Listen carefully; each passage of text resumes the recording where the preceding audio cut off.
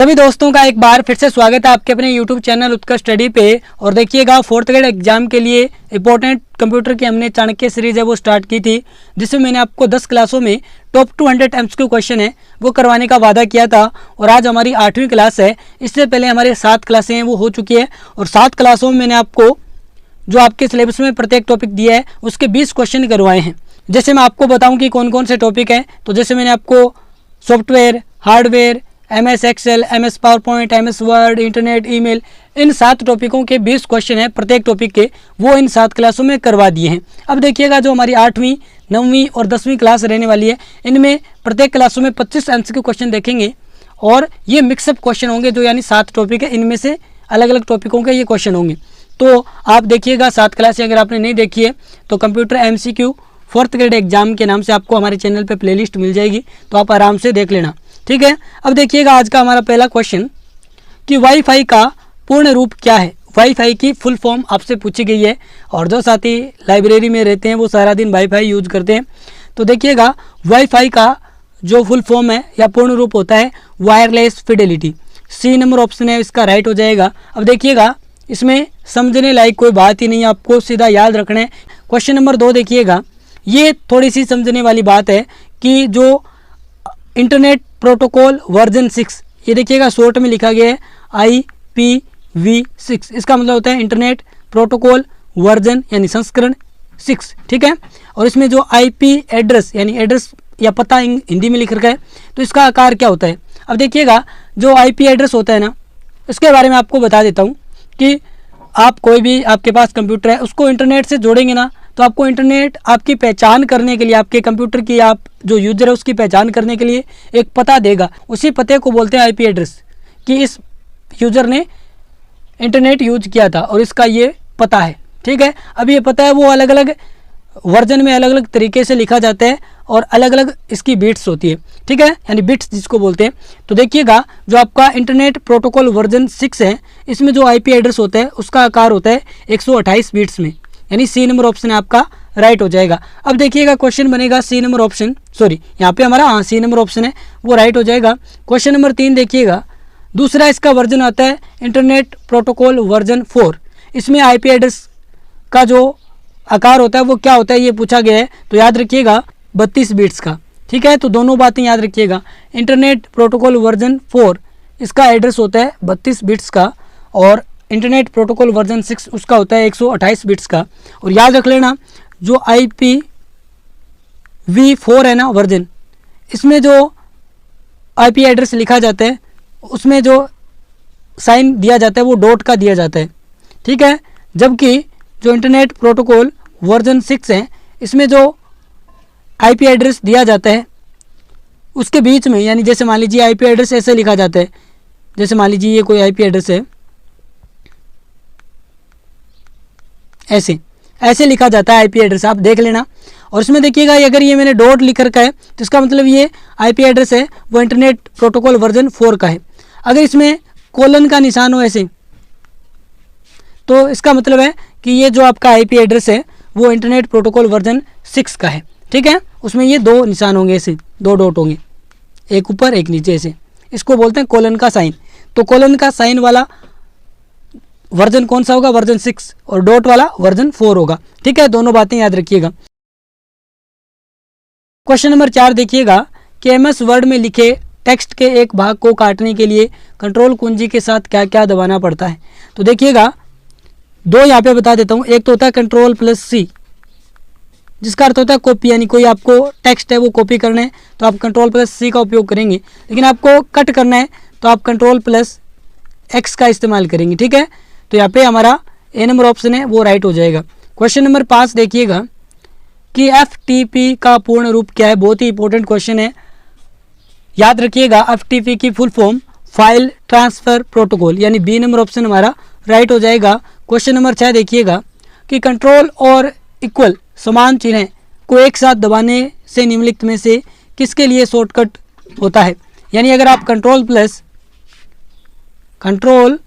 Plus equal वाला जो sign है उसको प्रेस करेंगे तो इससे क्या होगा, सुपरस्क्रिप्ट बनेगी या सबस्क्रिप्ट या ऑल कैप्स या स्ट्राइक थ्रू। तो देखिएगा जब आप कंट्रोल प्लस इक्वल प्रेस करते हैं तो इससे होता है सब स्क्रिप्ट। अब आप कहेंगे सब स्क्रिप्ट क्या होता है, तो देखिएगा जैसे आपने देखा होगा वाटर का फॉर्मूला है H2O, तो इसमें देखिएगा अब ये अक्षर H है, इसके नीचे यानी कोई अक्षर अपन को लिखना है तो अपन जब कंट्रोल प्लस इक्वल निशान इसको प्रेस करेंगे तो ये आपका क्या हो जाएगा, नीचे लिखा जाएगा। मान लीजिए ऐसे कोई लिखा हुआ है H2O, अब आपको H2O ऐसे लिखना है तो आप क्या करेंगे, कंट्रोल प्लस इक्वल वाला साइन प्रेस करेंगे तो ये अपने आप नीचे आ जाएगा। और इसके अलावा एक होता है सुपर स्क्रिप्ट, जिसमें आप लिखते हैं ना 2 की स्क्वायर 2, तो ये ऊपर लिखने के लिए सुपर स्क्रिप्ट और नीचे लिखने के लिए ना यानी कोई अक्षर है उसके नीचे अगर अपन को छोटा अक्षर लिखना है तो उसके लिए सब स्क्रिप्ट का इस्तेमाल किया जाता है। और इसके लिए जो शॉर्टकट की होती है वो कंट्रोल प्लस इक्वल का साइन होता है। अब देखिएगा अगले क्वेश्चन में पूछ लिया कि MS वर्ड में सुपर स्क्रिप्ट के लिए कौन सी शॉर्टकट की है उसका उपयोग किया जाता है, तो देखिएगा 2 की स्क्वायर 3 है, तो अब इसमें आपने क्या किया, सुपर स्क्रिप्ट किया, यानी किसी अक्षर के ऊपर लिखना वो सुपर स्क्रिप्ट होता है। और इसके लिए आपको कंट्रोल प्लस शिफ्ट प्लस का साइन है वो आपको प्रेस करना होता है, यानी कंट्रोल प्लस शिफ्ट प्लस, ठीक है, यानी कंट्रोल शिफ्ट और प्लस तीनों साइन है वो एक साथ आपको प्रेस करने होते हैं सुपर स्क्रिप्ट के लिए, यानी ए नंबर ऑप्शन हमारा राइट हो जाएगा। क्वेश्चन नंबर 8 देखिएगा, किसी इंटरनेट IPv4 एड्रेस में ऑक्टेट प्रयोग किए जाते हैं, तो देखिएगा इंटरनेट प्रोटोकॉल वर्जन जो 4 है, अभी अपन बात करके आए थे 32 बिट्स का होता है। और इसमें देखिएगा जो ऑक्टेट होते हैं ना वो 4 ऑक्टेट होते हैं। कितने ऑक्टेट होते हैं, 4। और इसमें देखिएगा प्रत्येक ऑक्टेट में 8 बिट आती है, ठीक है, यानी 8 8 8 4 बार करेंगे तो 32 बिट्स बनती है, 4 ऑक्टेट में ये होती है। अब देखिएगा क्वेश्चन नंबर 9 की अंडू के लिए शॉर्टकट की है वो कौन सी होती है, तो देखिएगा एक तो होता है अंडू, एक होता है रीडू। तो इसमें देखिएगा बहुत ही महत्वपूर्ण है, दोनों की याद रखिएगा। एक का होता है कंट्रोल प्लस जेड, यानी अंडू के लिए यूज की जाती है जेड, ठीक है, तो यहाँ पे हमारा राइट आंसर हो जाएगा बी नंबर ऑप्शन। अंडू का अर्थ होता है जैसे मान लीजिए आपने नाम लिख दिया, जैसे मैं लिख रहा हूँ RAJ, ठीक है। अब देखिएगा मैंने RAJ लिख लिया, अब इस जे को बैक करना है मुझे, यानी जे को मुझे हटाना है तो मैं अंडू वाले पे क्लिक करूँगा, यानी मैं कंट्रोल प्लस जेड दबाऊंगा तो ये जे हट जाएगा। अब वापस मुझे याद आया कि जे को तो वापस लाना है, अब जे मैं वापस लिखना नहीं चाहता और मैं इसको क्या करना चाहता हूँ, वापस लाना चाहता हूँ, तो मैं रीडू पे क्लिक करूँगा। रीडू का मतलब होता है दोबारा चीज़ को करना, तो यानी मैं रीडू पे क्लिक करूँगा तो ये जे पहले तो हट गया था, अब फिर ये वापस दिखने लगेगा, ठीक है। तो अंडू के लिए जो की होती है ना शॉर्टकट की वो कंट्रोल प्लस जेड होती है, और रीडू के लिए अब आपसे पूछी गई है तो रीडू के लिए होती है कंट्रोल प्लस वाई, ठीक है, तो याद रखिएगा। अब देखिएगा आर पहले आता है, यू बाद में आता है, तो वाई पहले जेड बाद में, ऐसे याद रख लेना। रीडू के लिए कंट्रोल प्लस वाई, अंडू के लिए कंट्रोल प्लस जेड, ये शॉर्ट तरीका है याद रखने का। बहुत बार ये एग्जामिनर है वो क्वेश्चन पूछते हैं तो बहुत सारे साथी है वो कंफ्यूज होते हैं कि वाई या जेड, ठीक है, तो याद रखिएगा रीडू के लिए Y control plus Y press करेंगे, अंडू के लिए कंट्रोल प्लस जेड प्रेस करेंगे, ठीक है। क्वेश्चन नंबर 11 देखिएगा कि निम्नलिखित में से कौन सा कीबोर्ड शॉर्टकट टेक्स्ट या ऑब्जेक्ट को पेस्ट करने के लिए उपयोग किया जाता है, तो देखिएगा अपन ने देखा कंट्रोल प्लस सी कॉपी के लिए होता है, उसके बाद में एक्स कट के लिए होता है, यानी ये तो होता है कॉपी के लिए, ये होता है कट के लिए, और पेस्ट के लिए होता है कंट्रोल प्लस वी, ये होता है आपका पेस्ट के लिए। तो याद रखिएगा यहाँ पे हमारा सी नंबर ऑप्शन है वो राइट हो जाएगा। क्वेश्चन नंबर 12 देखिएगा, इनमें से किस वेब ब्राउज़र को नेक्सस के नाम से भी जाना जाता था, तो देखिएगा आप पढ़ते हैं www यानी वर्ल्ड वाइड वेब, जो टिम बर्नर्स-ली ने बनाया था, इसको देखिएगा नेक्सस के नाम से जाना जाता है। बहुत ही महत्वपूर्ण क्वेश्चन है, ठीक है, ए नंबर ऑप्शन इसका राइट हो जाएगा, याद रखिएगा। क्वेश्चन नंबर 13 देखिएगा कि जो लेजर प्रिंटर्स होते हैं उनमें जो रिजोल्यूशन होता है उसके संदर्भ में यानी क्या रिजोल्यूशन है वो किस में मापा जाता है ये पूछ रहे हैं, CPM में, PPM में या DPI में। तो देखिएगा आपने देखा होगा कि प्रिंटर में कितने DPI में स्कैन किया होगा, ई-मित्र पे जाते हैं तो वो कहता है कि 150 DPI में स्कैन कर लो, 200 DPI में स्कैन कर लो, तो वो होते हैं डॉट्स पर इंच, ये भी याद रखिएगा, ठीक है। यानी प्रिंटर्स होते हैं उनमें रिजोल्यूशन है वो DPI में मापा जाता है और इसकी फुल फॉर्म होती है डॉट्स पर इंच, ठीक है। सी नंबर ऑप्शन हमारा राइट हो जाएगा। क्वेश्चन नंबर 14 देखिएगा कि इनमें से कौन सा कंप्यूटर इंटरनेट पर एक वेबसाइट होस्ट करता है, यानी कोई भी वेबसाइट है उसको होस्ट कौन करेगा? होस्ट करता है सर्वर, यानी सर्वर है वो क्या करता है? होस्ट करता है। अगर सर्वर क्रैश हो जाता है तो वो वेबसाइट भी क्रैश हो जाती है। तो याद रखिएगा वेब सर्वर है वो किसी वेबसाइट को इंटरनेट पर होस्ट करता है। सी नंबर ऑप्शन हमारा राइट हो जाएगा। क्वेश्चन नंबर 15 देखिएगा कि वर्ल्ड वाइड वेब ब्राउजिंग के लिए कौन सा प्रोटोकॉल है वो इस्तेमाल किया जाता है? तो देखिएगा वर्ल्ड वाइड वेब के लिए जो प्रोटोकॉल यूज किया जाता है वो किया जाता है HTTP, hyper text transfer protocol. याद रखिएगा सी नंबर ऑप्शन है वो राइट हो जाएगा। यहाँ पे मैंने फाइल ट्रांसफ़र प्रोटोकॉल, यानी कोई फाइल आपको इंटरनेट के माध्यम से ट्रांसफ़र करनी है तो उसके लिए फाइल ट्रांसफ़र प्रोटोकॉल होता है। और SMTP ये मुझे आप कमेंट बॉक्स में बताइएगा किसके लिए ये प्रोटोकॉल होता है।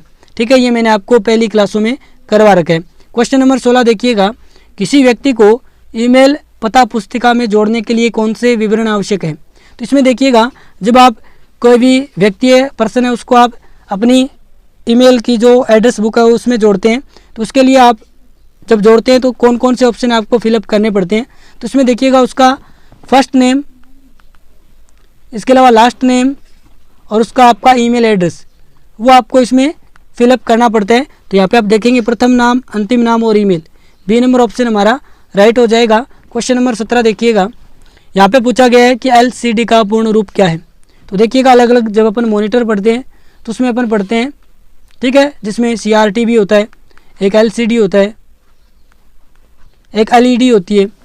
तो उसमें LCD जो होती है उसकी फुल फॉर्म पूछी गई है तो इसकी फुल फॉर्म होती है लिक्विड क्रिस्टल डिस्प्ले। याद रखिएगा सी नंबर ऑप्शन हमारा राइट हो जाएगा। क्वेश्चन नंबर 18, इसमें पूछा गया है कि आपका जो विंडोज़ ऑपरेटिंग सिस्टम है इसका पहला संस्करण है वो कब आया था? 1990 में, 1987 में, या 1984 या 1985? तो याद रख लेना जो विंडो है इसका जो पहला वर्जन है वो आया था 1985 में। बहुत ही महत्वपूर्ण क्वेश्चन है एग्जाम की दृष्टि से, याद रखिएगा डी नंबर ऑप्शन है वो इस क्वेश्चन का राइट आंसर होगा। क्वेश्चन नंबर 19 देखिएगा, ये क्वेश्चन है बहुत ही महत्वपूर्ण है और ये राजस्थान पुलिस में जो एग्ज़ाम हुआ था 2024 में उसमें पूछा गया था कि किसके तुरंत बाद विंडोज़ 7 का संस्करण आया? अब देखिएगा यहाँ पे विंडोज़ 2000 तो इसका मतलब ये 2000 में आई थी। और विंडो 10 की मैं बात करूँ तो याद रखिएगा विंडो 7, विंडो 8 और विंडो 10, ठीक है, 9 नहीं है, विंडो 7, 8 और उसके बाद में 9 नहीं है, 10 आई। तो याद रखिएगा इनमें 3 का गैप है। विंडो जो 7 आई थी वो 2009 में आई थी और 8 में आई थी 2012 में, यानी 3 का गैप है। और विंडो 10 आई थी 2015 में। तो याद रखिएगा। अब देखिएगा विंडो 7 है वो 2009 में आई, लेकिन विंडो XP है ये 2001 में आई थी। लेकिन याद रखिएगा विंडोज विस्टा है ना वो 2007 में आई थी। तो किसके तुरंत बाद आई? यानी विंडोज़ विस्टा के बाद में। विंडोज़ विस्टा है वो 2007 में आई और विंडोज़ 7 है वो 2009 में आई। याद रखिएगा कई बार विंडोज़ 7 करके कई साथी 2007 करके आ जाते, नहीं, विंडोज़ 7 आई थी 2009 में, उसके 3 साल बाद विंडो 8 आई, उसके 3 साल बाद विंडो 10 आई और वर्तमान में याद रखिएगा विंडो 11 है, यानी विंडो 11 इसका वर्जन है वो भी आ चुका है। और विंडो 11 आई थी 2021 में, याद रखिएगा, तारीख भी याद रखिएगा 5 अक्टूबर 2021, ठीक है। ये कुछ महत्वपूर्ण संस्करण है जो बार बार एग्जामिनर है वो पूछता है, तो याद रखिएगा विंडो के। अब देखिएगा क्वेश्चन नंबर आता है 20 कि इथरनेट क्या है? एक तो इंटरनेट होता है, एक होता है इथरनेट। तो इथरनेट क्या होता है? तो देखिएगा अपन जब नेटवर्क के प्रकार पढ़ते हैं कि लैन नेटवर्क होता है, वैन होता है, मैन होता है, ठीक है, जिसको अपन शॉर्ट फॉर्म ये मैंने बोली है, आगे मैं इनकी फुल फॉर्म है वो भी क्वेश्चन के माध्यम से आपको बताऊंगा। तो इथरनेट क्या होता है कि एक सिस्टम है ये एक प्रकार का जो लैन बनाने के लिए कई कंप्यूटर या उपकरणों को एक साथ जोड़ता है। यानी मान लीजिए लैन के बारे में आपको बता दूं, आगे एक क्वेश्चन आएगा। लैन की फुल फॉर्म होती है लोकल एरिया नेटवर्क, यानी कोई लोकल एरिया छोटा सा, उसके लिए अगर कोई नेटवर्क काम कर रहे हैं, ठीक है, तो उसमें जो अलग अलग आप सभी को पता है कोई नेटवर्क होगा, तो वो नेटवर्क किससे बनता है? वो अलग अलग कंप्यूटर है वो आपस में जुड़ेंगे, वो नेटवर्क का जाल बनाएंगे। तो अलग अलग कंप्यूटर को जोड़ने के लिए जिस चीज़ का, जिस सिस्टम का इस्तेमाल किया जाता है उसको इथरनेट बोलते हैं। ठीक है, तो यहाँ पे डी नंबर ऑप्शन हमारा राइट हो जाएगा, याद रखिएगा। क्वेश्चन नंबर 21 देखिएगा, ये देखिएगा WAN वैन का पूर्ण रूप क्या है। तो देखिएगा वैन का जो पूर्ण रूप है वो है वाइड एरिया नेटवर्क, यानी ए नंबर ऑप्शन है वो राइट हो जाएगा। ये बहुत बड़े एरिया के लिए, जैसे मान लीजिए कोई देश है, कंट्री है, उसके लिए ये नेटवर्क है वो यूज किया जाता है। ठीक है, और लोकल एरिया जिसे अपन लैन बोलते हैं, कोई छोटा एरिया, उसके लिए लोकल एरिया नेटवर्क का उसका इस्तेमाल किया जाता है। और मेन देखिएगा इसका पूर्ण रूप क्या है, ये आज का कमेंट बॉक्स का क्वेश्चन है, आपको कमेंट बॉक्स में बताना है और इससे पता भी चलेगा कि आपने क्लास है वो पूरी देखी है। ठीक है, क्वेश्चन नंबर 23 देखिएगा कि आसानी से समझे जाने योग्य डोमेन नामों को IP एड्रेस में अनुवादित करता है। तो देखिएगा IP एड्रेस में किसी डोमेन नेम को ट्रांसलेट करने का काम होता है डोमेन नेम सिस्टम का। बी नंबर ऑप्शन हमारा राइट हो जाएगा। क्वेश्चन नंबर 24 देखिएगा कि डोमेन नेम एक्सटेंशन में TLD का फुल फॉर्म क्या है। तो याद रखिएगा डोमेन नेम होता है ना, उसमें TLD की फुल फॉर्म आपसे पूछी गई है, उसकी फुल फॉर्म होती है टॉप लेवल डोमेन, यानी ए नंबर ऑप्शन राइट हो जाएगा। अब देखिएगा जैसे ये आपको एक वेबसाइट है वो दे रखी है https://youtube.com, ठीक है, यानी //youtube.com। तो इसमें आपसे पूछा गया है कि डोमेन नेम एक्सटेंशन क्या है। तो वास्तव में डोमेन नेम होता क्या है, तो जो डॉट के बाद ऐसे लिखा जाता है ना, जैसे .com, तो ये आपका डोमेन नेम है। ठीक है, तो यहाँ पे याद रख लेना .com यानी .com, ये क्या होता है, डोमेन नेम होता है। निम्न में से कौन सा सफिक्स किसी सरकारी वेबसाइट के डोमेन नेम एक्सटेंशन में होता है। तो .net यानी ये कोई नेटवर्क संगठन है ना, उसके लिए .net का इस्तेमाल होता है। .edu यानी ये एजुकेशनल कोई शैक्षणिक संगठन है उसके लिए यूज किया जाता है। .gov ये कोई गवर्नमेंट यानी सरकारी संगठन है उसके लिए यूज होता है। और .com ये यूज किया जाता है कोई व्यावसायिक संगठन, कॉमर्शियल जो आपका कोई ऑर्गेनाइजेशन है उसके लिए यूज किया जाता है। याद रख लेना सरकारी वेबसाइट के लिए .gov। ठीक है, क्वेश्चन नंबर देखिएगा, तो ये लास्ट ही क्वेश्चन था और आज के हमारे 26 क्वेश्चन है वो कंप्लीट हो चुके हैं और बहुत ही महत्वपूर्ण क्वेश्चन है मैंने आपको करवाए हैं। आपको ये क्लास कैसी लगी आप ज़रूर कमेंट बॉक्स में बताइएगा और जो अन्य और भी क्लासें हैं वो भी आप देख सकते हैं। और इसके अलावा कंप्यूटर के अलावा मैंने 4th ग्रेड एग्जाम के लिए राजस्थान भूगोल की चाणक्य सीरीज है वो भी कंप्लीट आपको करवा दी है, उसकी प्लेलिस्ट भी आपको मिल जाएगी, जिसमें मैंने आपको 33 क्लासों में जो आपके राजस्थान भूगोल के जो जितने भी टॉपिक आपके सिलेबस में दिए हुए थे वो कंप्लीट करवाए हैं। ठीक है, तो वो भी देख लेना। मिलते हैं अपन नेक्स्ट क्लास में, जुड़ने के लिए बहुत बहुत धन्यवाद।